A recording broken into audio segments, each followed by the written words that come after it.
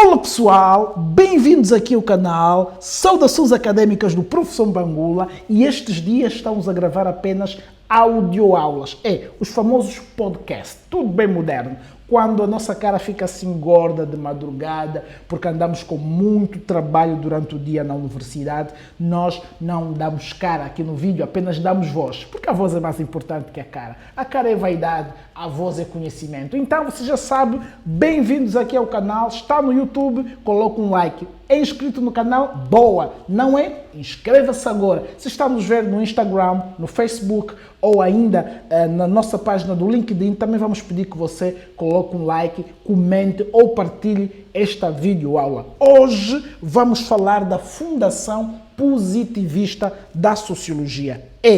Tudo começa com um tal senhor Conde de Saint-Simon, que foi filho rebelde de um aristocrata. Lá o seu pai foi militar na Guerra da Independência dos Estados Unidos. E você vai dizer, mas eu quero estudar a Fundação Positivista da Sociologia. E este homem está a me falar da vida de um tal Conde de Saint-Simon. Isto não será fofoca? Fofoca acadêmica, fofoca científica, fofoca histórica? Bem, não é. E você vai saber isto se acompanhar o nosso curso. Lá mais para frente nós vamos falar dos métodos de estudo da sociologia. E vamos falar de um método que se chama uma técnica, um método ao mesmo tempo, que se chama histórias de vida, o método biográfico, porque muitas vezes nas ciências sociais, para compreendermos os fundamentos, as bases de uma determinada teoria, temos que estudar o seu teórico, as origens sociais do seu teórico, para compreendermos o que o motivou a estudar, para compreendermos o seu framework, o seu escopo, a sua modelagem teórica. E hoje nós vamos falar da Fundação Positivista, que começa lá muito atrás com um tal Conde de Saint-Simon, que viveu entre 1760 a 1825. Como já dissemos,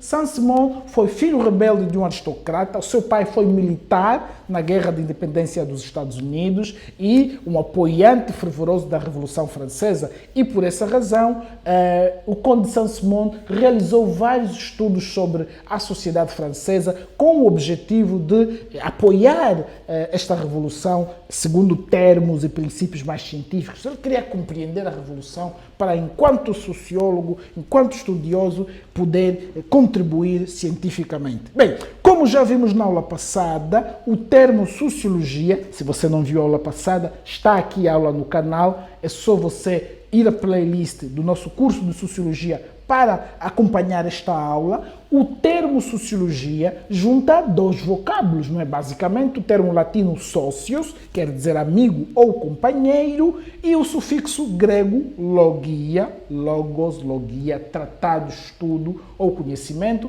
Ele poderá ter sido usado pela primeira vez por volta de 1824 por um tal francês, Auguste Comte, que viveu entre os remotos anos de 1789 a 1857. Bem, este senhor, depois de ter estudado as ciências sociais e ter sido também secretário do tal revue, sim, o Conde de Saint-Simon, decidiu com mais frequência utilizar o termo filosofia positiva em vez de sociologia. É verdade. Um dos fundadores da sociologia não usava a palavra sociologia, já viu? Usava a palavra filosofia positiva. Ele, inclusive, chegou a escrever e organizar vários cursos e livros em que defendia o estudo científico da sociedade, baseado mais ou menos em princípios das ciências naturais. Vê lá se isso funciona. Estamos a falar de ciências sociais e hoje você estuda as ciências sociais exatamente como o oposto das ciências da natureza. Mas lá para trás, o tal senhor Auguste Comte, um dos pais fundadores da sociologia, queria estudar as ciências sociais baseado em princípios das ciências da natureza. Vê só se pode. Pode. Por isso é bom conhecer a história e sabê-la, a história da ciência e saber como tudo começa. Bem, este senhor Auguste Comte defendia uma espécie de física social. Daí ele falar em filosofia positiva. Ele acreditava que a sociologia podia produzir um conhecimento sobre a sociedade, sobre os fatos sociais, tão objetivo como a física produz. Como se estuda com a mesma objetividade os fenômenos da natureza, a meteorologia, por exemplo, a precipitação, a chuva, o clima, a umidade. Eu achava que com aquelas mesmas métricas podiam também ser estudados os fenômenos como a formação da família, as reconfigurações sociais, o trabalho, o divórcio, a cultura, a tradição. Você acha que ele estava certo? Bem, vamos continuar.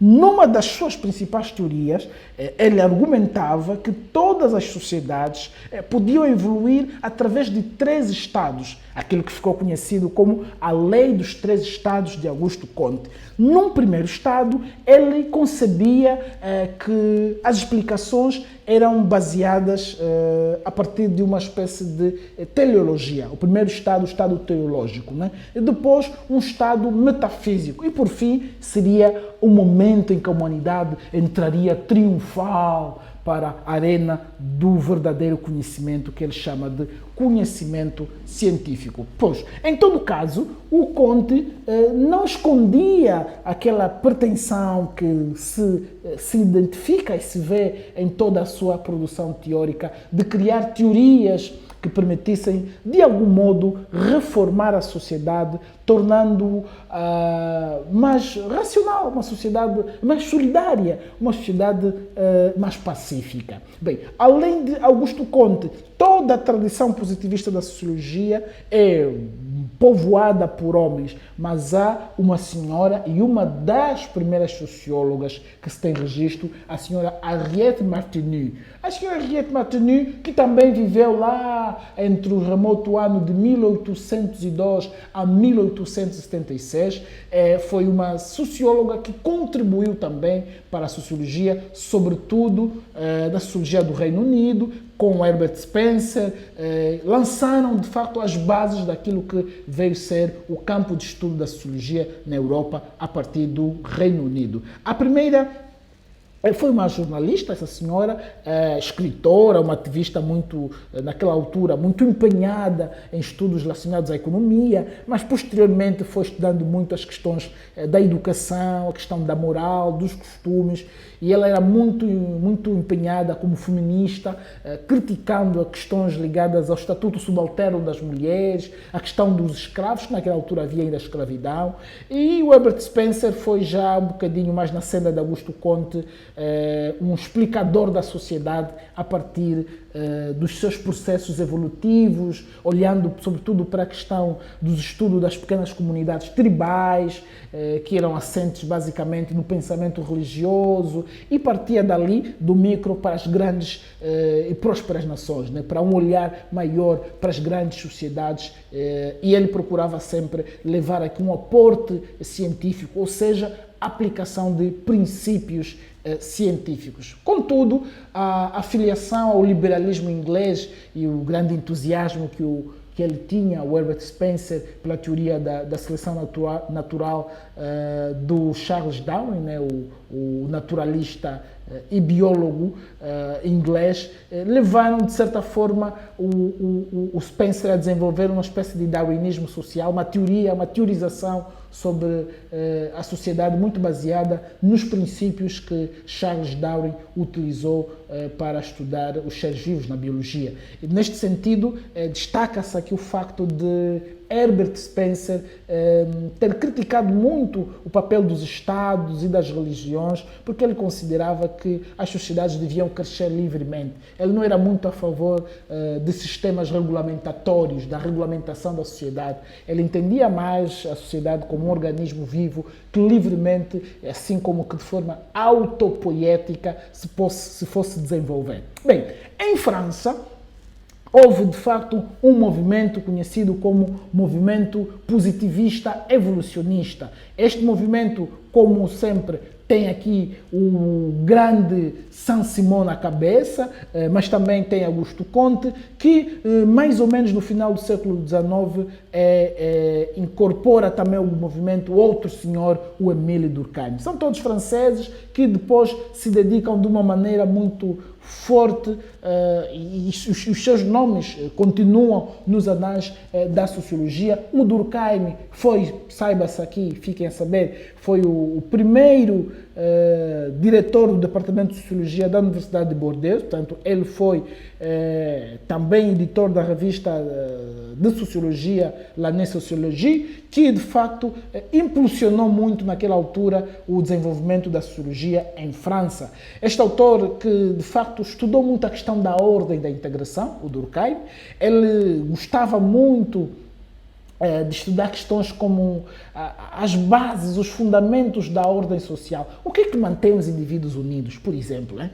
O Durkheim se preocupava muito em estudar por que as pessoas cumprem as ordens, as normas sociais, por que a sociedade não é caótica, é organizada. E nessa sua procura por explicações, desenvolveu um termo muito importante para compreendermos hoje as transformações na sociedade, que é o termo anomia, o conceito de anomia. Vamos falar mais tarde sobre a questão da anomia. O Durkheim, na sua tese de doutoramento, ele estudou pequenas sociedades, não é? E procurou entender como é que estas sociedades estavam integradas, não é? Como é que as relações entre os indivíduos se construíam.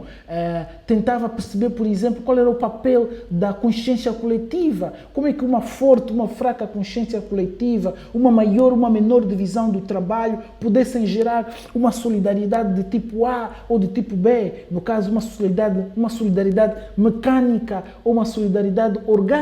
Procurou ver aqui a questão da especialização das funções dos indivíduos, que levaria ao que ele chamou de solidariedade orgânica, ou uma menor especialização dos indivíduos levaria ao que ele chamou de solidariedade mecânica. Enfim, o Durkheim procurou compreender como que as sociedades modernas, por exemplo, podiam desenvolver um maior individualismo, uma maior postura egocêntrica, os indivíduos pudessem ser mais voltados para si do que nas sociedades tradicionais, em que havia uma maior coletivização do pensamento e uma maior organização voltada mais para a integração do que para a separação, que ele chamaria aqui da solidariedade mecânica.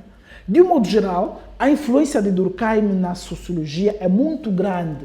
Ele tinha uma preocupação grande em desenvolver um método específico, baseado, obviamente, nas ciências naturais, e que ele queria adaptar à sociologia. E aqui ele dava muita ênfase à necessidade de se elaborar hipóteses teóricas e depois testar estas hipóteses baseando-se em observações objetivas com recurso de estatísticas. Ele usava muito as estatísticas para poder corroborar as suas hipóteses e testadas as hipóteses, ele podia, a partir destes números que lhe forneciam as estatísticas, demonstrar como efetivamente determinados fenómenos que se pensavam ter explicação de base natural, naturalista, eram efetivamente fenómenos puramente sociais e que não se podiam ser reduzidos a uma análise simplista. Ele fez um estudo sobre o suicídio, que é um dos